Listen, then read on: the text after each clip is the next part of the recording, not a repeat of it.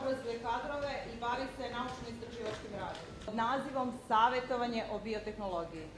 Ovim tradicionalnim savetovanjem je da vas informišem da ove godine u zborniku savetovanja i prehrambene tehnologije.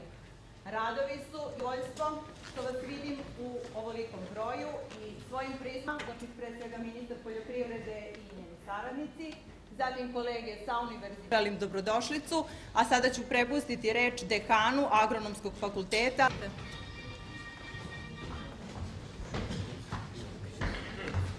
Predstavnici lokalne samouprave, dame i gospodo.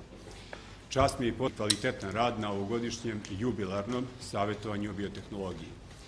Istraživačkih projekata u pravcu zajedničkih istraživanja i naravno obuke i usavršavanja tradiciju u održavanju ovog skupa i da vam poželim. Toga imamo najavi koleginicu pa će se ono predstaviti.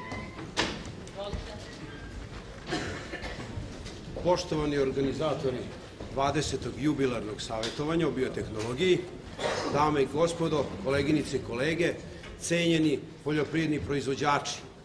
I imam izuzetnu čast, sreću i zadovoljstvo. Slično i sa ostalim institucijama kad je u pitanju poljoprivreda u Srbiji, da plasira se nađemo i da kažemo jedni drugima ono što.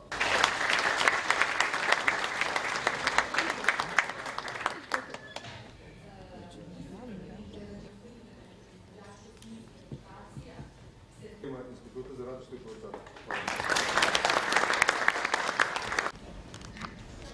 Zahvaljujem.